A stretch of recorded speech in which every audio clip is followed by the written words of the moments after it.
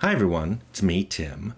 Today I want to talk about a typical day of making Fallout, kind of to give you an insight into what it was like, and I'm going to do it in the form of a musical. A typical day of making Fall. No, we're not going to do that. We're not going to do that. Scratch that. I'm just going to talk about it this time. I'm going to talk about, to me, a typical day for making Fallout. It's going to be about a year or so into development. This is after we'd gotten past the evening brainstorming sessions and me not having a team, so I had to talk to people after hours. This was about the time we'd hit a dozen or so people, probably closer to 15. I kind of remember this because we had 7, maybe 8 offices. Most of them were 2-people offices, so that would have been about 15 people. Here's a typical day for me. This would have been 95. I'd wake up around 6 a.m. with a cat on me. I didn't roll around a lot, and the cat would literally sleep on top of me, Sphinx-like. I'd move her. I would go downstairs, get something to drink. I wasn't into coffee then. Usually just had a glass of water or something. I'd feed the cat, because that was her priorities were up here. I'd talk to her for a bit. I'd usually take a shower. I would open the bread machine and grab the bread that I'd started the night before. This was important, that cinnamon bread I've talked about. And then I'd go to work. I'd get there anytime between 7 and 8 a.m.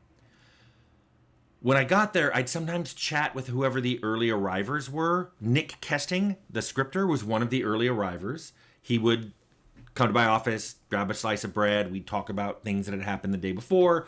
Maybe a few other people would stroll in and grab bread. The bread was gone probably within 15 minutes of me arriving while I was checking emails, looking at things. Usually there wasn't a lot of email to check because I was frequently, as I'll tell you later, also one of the last people out. So it was very hard for me to get an email from somebody who had stayed later.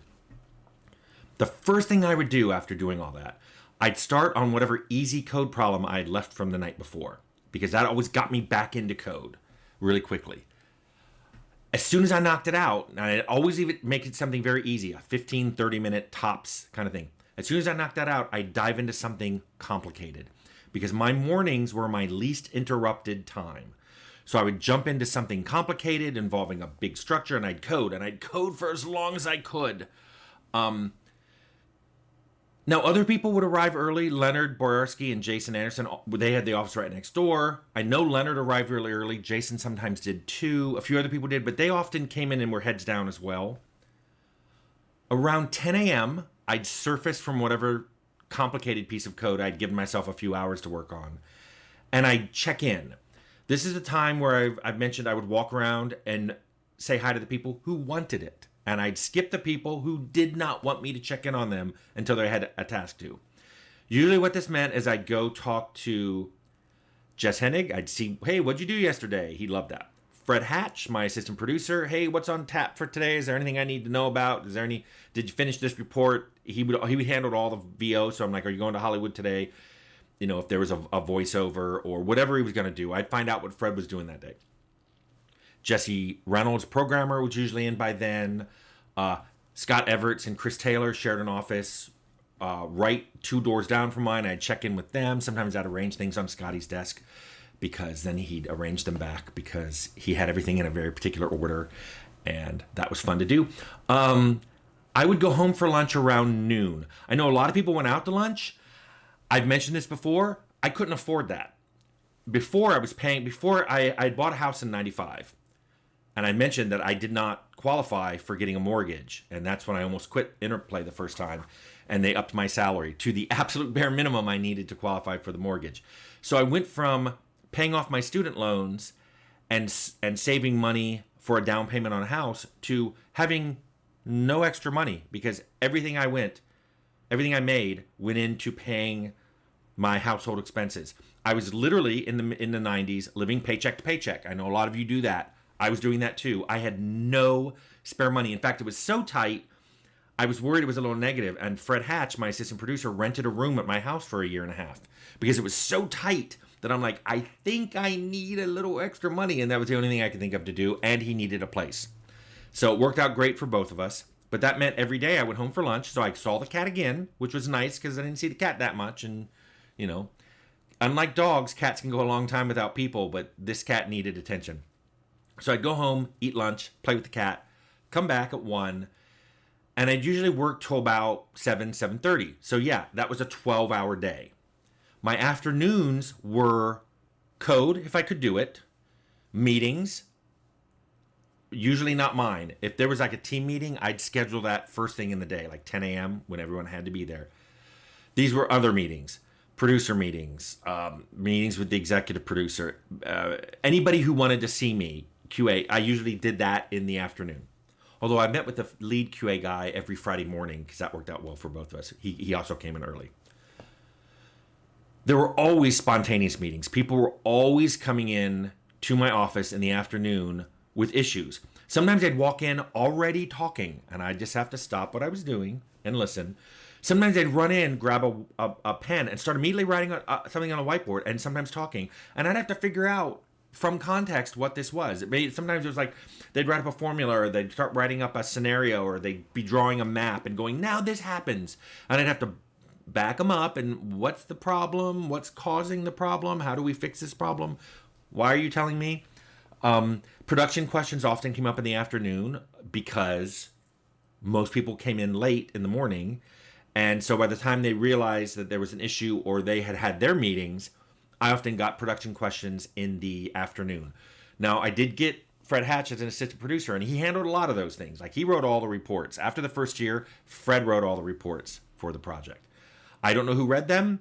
I suspect sometimes they weren't read because sometimes they had questions in them and the questions never got answered, but the reports got written. I would leave around, like I said, around 7:30, drive home. So it was interesting. Depending on what time of the year it was, I often drove to work in the dark and drove home in the dark. So the only sun I saw was when I drove at lunch, or if I was lucky enough to have office with a window, I could look out the window and go, look, there's sun out there. I'd go home, I'd eat dinner, give more attention to the cat, and then I'd write my notes for the day, which is half the reason this channel can exist, is often at the end of the day, I wrote down what happened. And then I would make notes for what I needed to go over tomorrow. Like if I was having a meeting, I'd write down the agenda, usually just a list of topics, similar to what I do for this channel. Here's my topics I want to talk about. And I'd write that down. Because those notes existed, that's the whole reason this channel exists, is almost everything else, I left behind when I left.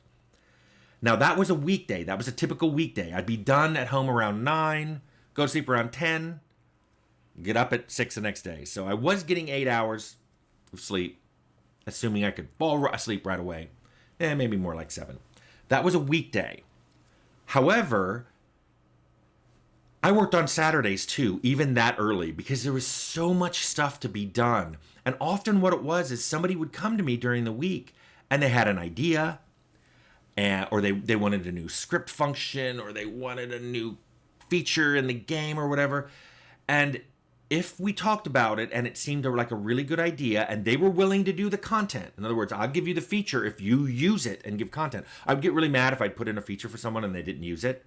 And then that person would get less of my attention. It was very much my rule of, I'm not going to do more than you're going to do. And you're wasting my time if you're asking for features you're not going to use. But people would almost always use them. That's what Saturdays were for. That was Timmy time. I know a lot of you are like, it's horrible, they're abusing you, Crunch. I wanted to do this. It let me put in some extra stuff for people that I knew would use it. And it made the game better. We watched the game getting better. There's nothing more exciting than that. On a regular Saturday, I tried to be out by 4 p.m. It would be nice to leave when it was still sunny out. Maybe I could do something. Maybe I could go to dinner. I would say in the 90s, I may have eaten out twice a week. I may have eaten out when we did the Thursday night thing, and maybe I'd grab something when I left on Saturday. Now, I wasn't alone at Interplay on Saturday. I always saw other people there. People came in all the time. Part of it was my first time as a project leader, and I know both Leonard and Jason, it was their first time as lead artist and lead technical artist, so they wanted the game to be great, and we were getting really excited about it. I know I've also mentioned that QA often came in nights and weekends, because the VP called me in once and was upset. He goes, how come we're offering overtime to these people and they're turning us down, but they're coming in anyway to play your game? And I'm like, why are you angry? people like the game so much they want to keep playing it because they'd get it. And the reason I found out was we gave them a new build on Monday morning that usually invalidated save games. So sometimes they'd like to stay late on weekday nights or even come in on Saturday to finish up their game. I thought that was awesome. I thought that was a sign of something good was being made. Didn't quite understand why he's being yelled at by a VP, but that happened. For me, at that point, in a typical day, I didn't work on Sunday. What did I do on Sunday? I slept late. I did laundry. I did whatever maintenance was needed around the house. I went to the grocery store. You know, what normal people do, except I had to compress all of my weekday nights and Saturday into Sunday. So that's what I would do. Now, except that was for typical. The last 6 months, Saturday and Sunday became all day, 7 to 7 as well, just because there was too much to do. When that happened, I still had to do laundry. So what I would do is as soon as I got home, I would leave clothes in the laundry, in the washing machine, and I'd run it right when I got home. I'd eat dinner. When I'd finish, the washing machine would be done. I'd throw it all in the dryer and go to bed. I would get them out in the morning. And also, thank goodness that the grocery store near me was open 24 hours back then, because I would frequently be shopping at 2 or 3 in the morning to the point where some of the people there recognized me. They're like, hey, how you doing? I'm like, another late night? And I'm like, yeah. So that's what a typical day was like, making Fallout.